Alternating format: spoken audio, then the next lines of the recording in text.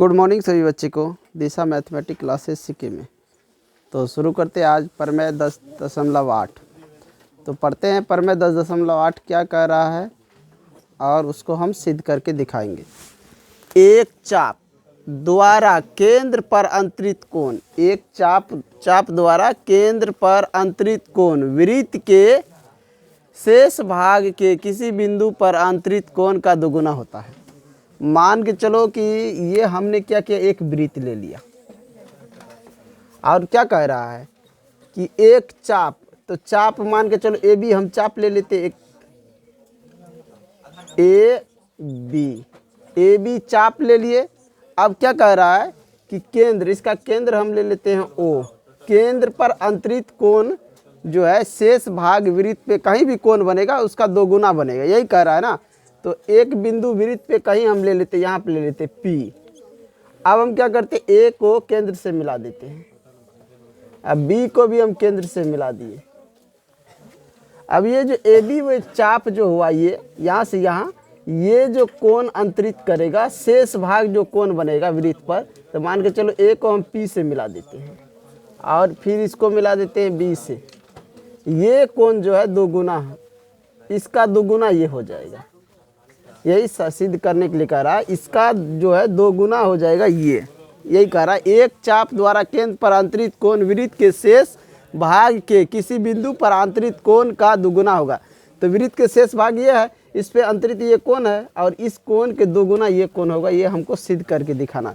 यहाँ पे फिगर जो है ना, यहाँ पे जब हम फिगर बनाएंगे तीन तरह से फिगर बन सकता है। कैसे, तो एक फिगर ये होगा, दूसरा देखो इस प्रकार से बनेगा।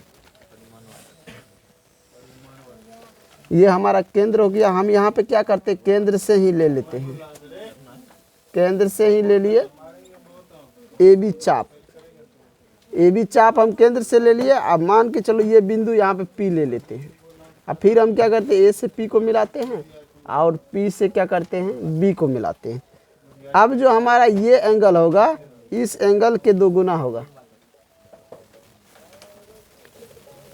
ये एंगल जो होगा इसका दोगुना होगा, समझ गया। ये जो बनेगा कोण इसके दोगुना बनेगा, समझ गया। और एक फिगर हम ले लेते हैं, देखो एक फिगर यहाँ पे ले लेते हैं, तीन तरह से फिगर दिखा देते हैं, बुक में भी तुमको दिया होगा तीन तरह से। मान के चलो ये केंद्र है और एक चाप यहाँ पे ले लिया हूँ ए, एक चाप यहाँ पे ले लिया हूँ बी और एक बिंदु यहाँ पे ले लेता हूँ अन्य P। अब हम क्या करते हैं, ए से ओ को मिला देते हैं, ओ से बी को मिला दिए, अब फिर ए से हमने P को मिला दिए और P से B को मिला दिए, दिख रहा। अब यहाँ पे देखो, यहाँ पे भी उसी प्रकार से होगा, ये तीनों फिगर है, आज समझ में। तो हम चलते हैं, अब ये जो फिगर बनाए इसके बारे में कुछ लिखते हैं, समझ गए। इसमें क्या दिया हुआ, क्या हमें सिद्ध करके दिखाना, हमको ये सिद्ध करके दिखाना है कि इस एंगल के दोगुना ये एंगल होता है। यहाँ पे लिखेंगे दिया है ओ वृत्त का केंद्र है। क्या दिया है, ओ जो है वृत्त का केंद्र है, चाप ए बी द्वारा वृत्त के केंद्र पर बराबर कोण, वृत्त के केंद्र पर क्या कर रहा है, बराबर कोण, बराबर नहीं बना कोण। यहाँ पे ये जो है ए बी से ये जो कोण बना रहा है, चाप ए बी से वृत्त पर के वृत्त के केंद्र पर बना कोण, वृत्त के केंद्र पर कौन कोण बना है, A O B, angle A O B.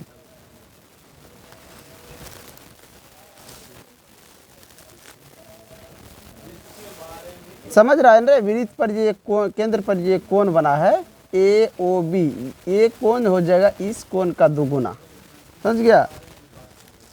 तथा एंगल ए पी बी है तो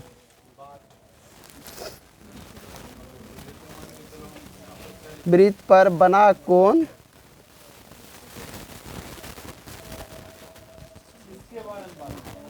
कोण एंगल AOB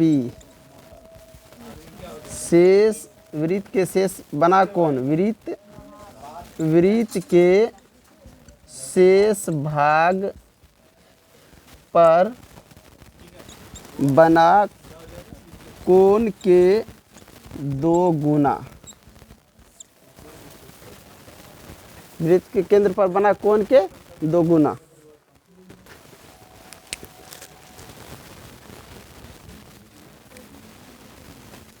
वृत्त का केंद्र है चाप AB द्वारा वृत्त के केंद्र पर बना कोण AOB तथा वृत्त के शेष भाग पर बना कोण, शेष भाग पर ये कोण बना है एंगल APB है। तो सिद्ध करना है एंगल APB बराबर में 2 एंगल AOB बराबर में 2 एंगल AOB, ये हमको सिद्ध करके दिखाना है। या ऐसे ये नहीं, इसको 2 को इधर लगाओ, 2 एंगल AOP बराबर ये एंगल, ये हमको 2 गुना है इस एंगल के बराबर, यानी ये एंगल इसके, ये एंगल जो है इसके 2 गुना है, ये हमको सिद्ध करके दिखाना है। अब इसमें कुछ रचना करते हैं। रचना हम क्या करते हैं ना, यहाँ से शीर्ष लंब खींच देते केंद्र होकर,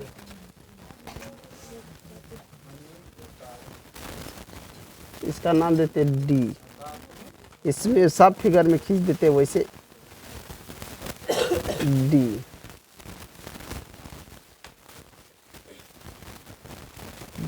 सब फिगर दे दी, यहाँ इस पे लिख देते हैं रचना PO को मिलाकर बिंदु D तक बढ़ाया। PO को मिलाया और बिंदु D तक क्या किया हमने, बढ़ा दिए। अब प्रमाण देखो, त्रिभुज AOP में देखो लो, त्रिभुज AOP में, त्रिभुज AOP ये वाला पार्ट देखो, ये वाला जो दिख रहा है ये, इसमें भी ये वाला पार्ट दिख रहा है, इसमें भी ये पार्ट दिख रहा है। इस त्रिभुज में देखो OA बराबर में OP, OA जो है ये OA केंद्र से मिला हुआ है ना, यहाँ से यहाँ, इसके बराबर यहाँ से, ये त्रिज्या है एक ही वृत्त का, तो लिखेंगे बराबर क्यों है, तो लिख देंगे एक ही वृत्त की त्रिज्या,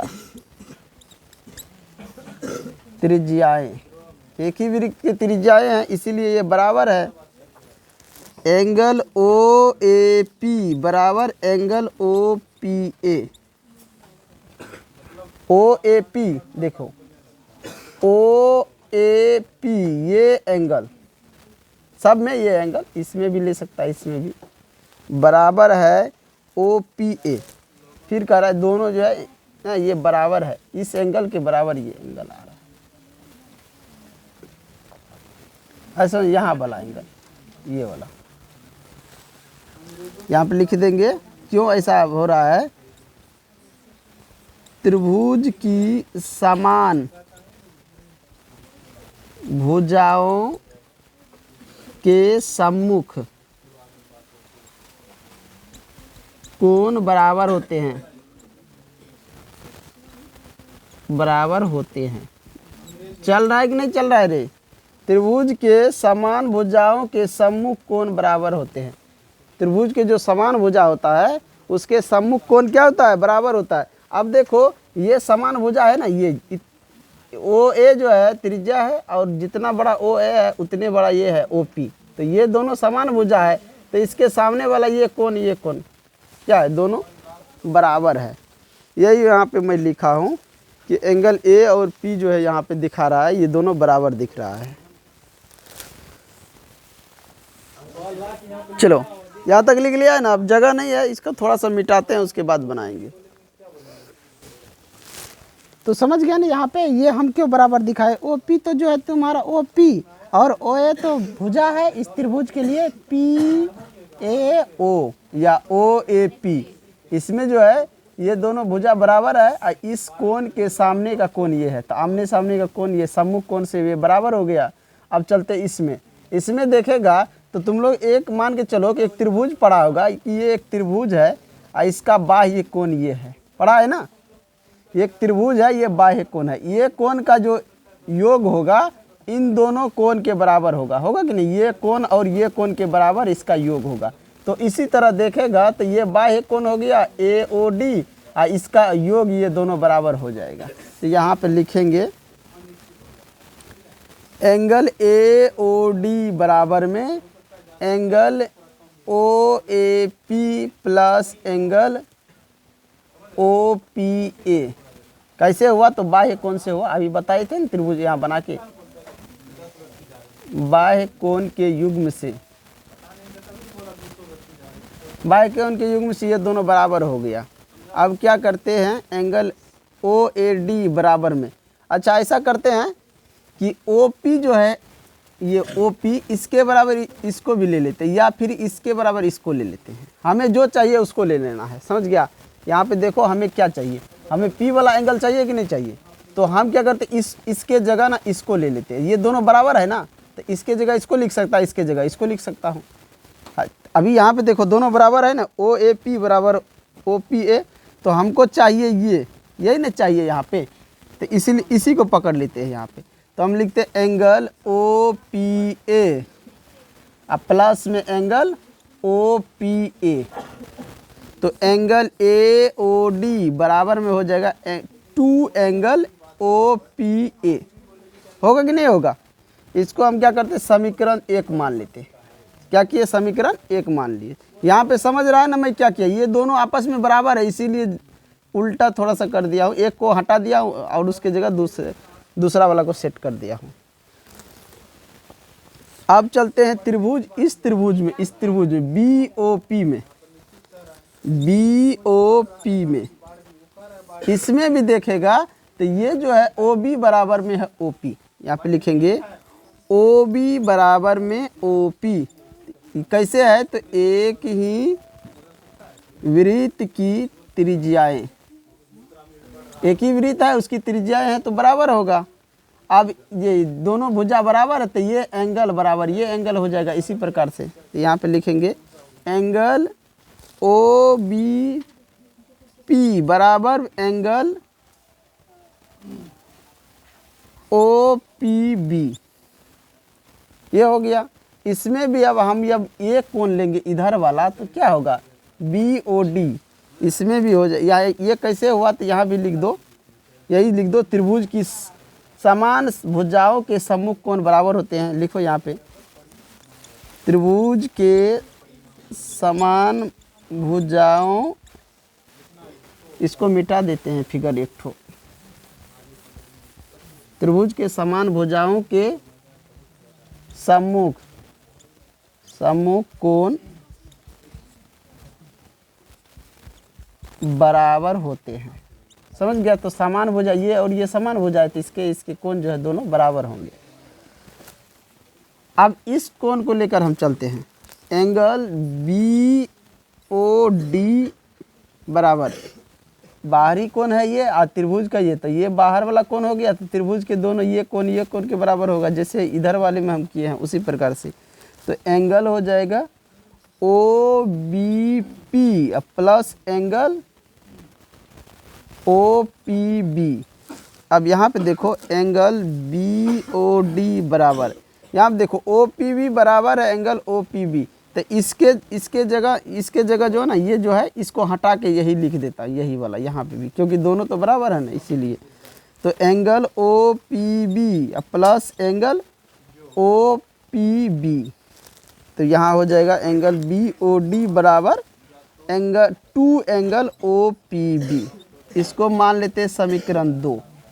अब क्या करते हैं समीकरण 1 और 2 को जोड़ते हैं, 1 और 2 को जोड़ते हैं, जल्दी करो तेजी से, इसको मिटा दे नीचे।